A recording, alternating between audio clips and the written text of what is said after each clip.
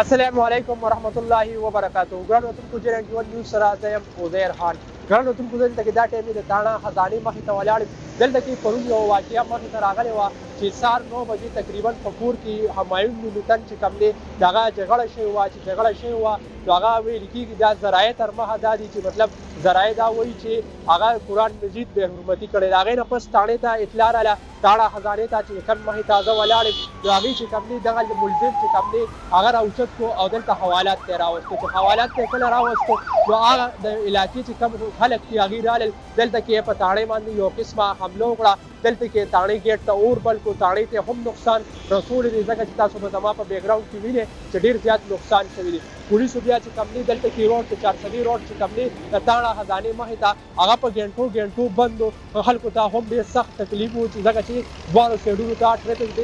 ټوله ورځ بند و د دې نه علاوه کم زمونږ دا عوام دي د دې تاڼه خزانې حدود چې کوم دي د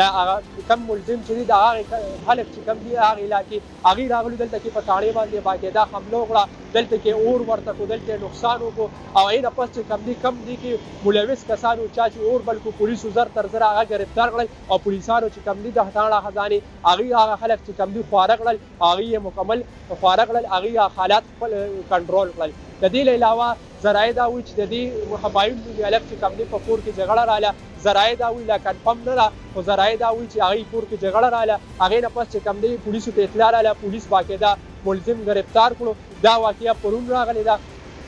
په دې نه علاوه دې واقعه کې نور څه اپډیټس راځي به هم موږ تاسو سره شیر کوو دې کې موږ پولیسو سره هم خبرې کړې خو پولیسو ته باقاعده اجازت نشته چې هغې په میډیا باندې راشي او دا خبرو کې ځکه چې فلحال کنفرم نه ده ذرایع دا وایي چې مطلب داسې واقعه راغلې وه چې څه شي وو هغه موږ تاسو سره باقاعده دلته کې شریک کړل په J91 نیوز باندې د دې نه علاوه دې کې څه اپډیټس هم راځي به موږ تاسو سره شریکو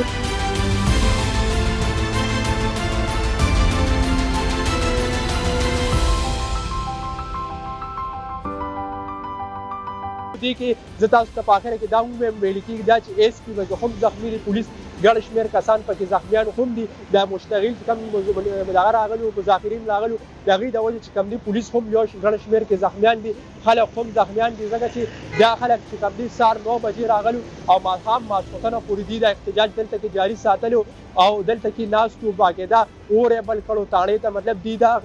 مذاکرینو دا وي چې تاڼه مونږ ختمو مکمل تاڼې ته اور بلو خو هغه چې کوم دی داسې ونه شوه پولیس حالات کنټرول کړل پولیس رووتل باقاعده ګرفتارۍ پکې وکړې او نور چې دې باره کې څه تفتیش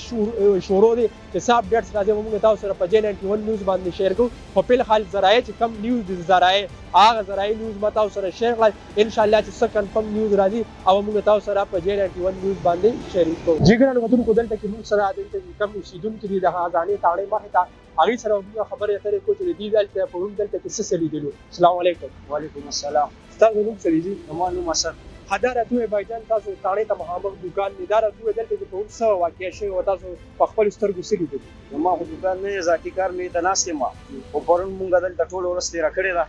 او دا ټول عوام راوتي دي پولیس والا چې ورسره کوم زیاتې کړې ده کوم ظلم یې کړی دی شلیګونه یې پرې کړي دي دا ګولۍ د دې د مسلمان لپاره تیار شوې ده یو منافق قرآن مجید شهید کړی و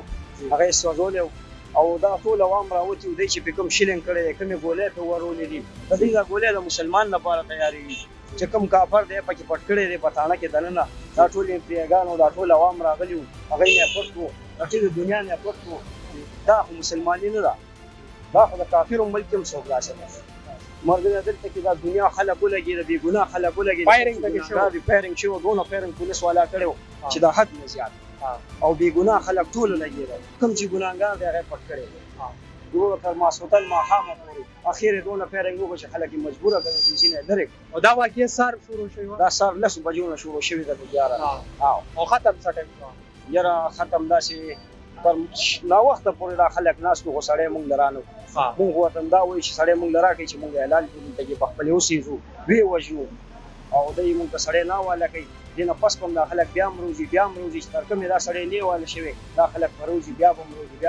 ځانونه به پکې زمونږ پرې ځان قربان دی د مونږ پرې مال او سر یو شي قربان دی مونږ به دې خبرې تر هغې نه وړو چې تر څو پورې دی مونږ ته دا سړی نه وایي په دې نه علاوه دا راته ووایئ دلته کې مطلب چې روډ هم دی بند و دا هم ویل کېږي چې ټوله ورځ روډ بند ټوله ورځ بند سهار نه تر ماښامه پورې بند بیا د پولیس والا دې زیات شلینګ وکړو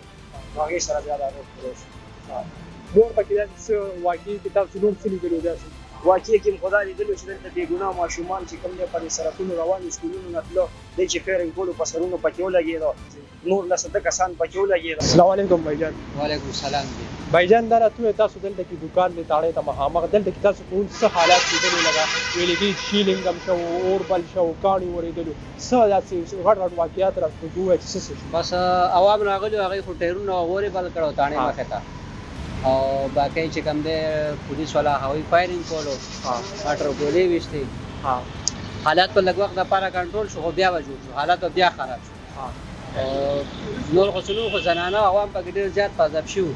جی ګران وطنکو تاسو د عامو خلکو هم خبرې واورېدې چې څه واقعه پرون شوې وه هغه خلکو ته یې په خپله بیان کړه چې کوم خلک دلته کې اوسېږي هغوی ته هغه واقعه بیان کړه. نور چې دې باره کې څه اپډېټس راځي به موږ تاسو سره په ډېر ژوند نیوز باندې شیر کوو. ما چې د دې څه واقعې څه ذرایع نیوز و د ذرایع تر مخه چې کوم نیوز هم ما تاسو سره شیر کړل چې فلحال کم ذرایع خبرونه دي هغه تاسو کم په اخبارونو کې په هغې کې هم کتلي دي هغه خبرونه چې کوم دي هغه ته ما دلته کې رالم په ورټوي ځای کې درته ودرېدم ما درته هغه نیوز درغل د دې نه علاوه چې کم نیوز راځي او موږ تاسو سره په ډېر نیوز شیر کوو چې کم نیوز تر اوسه پورې ذرایع ویلو هغه ذرایع نیوز ما تاسو سره شیر کړل. ما لاره کې اجازت د الله په امان.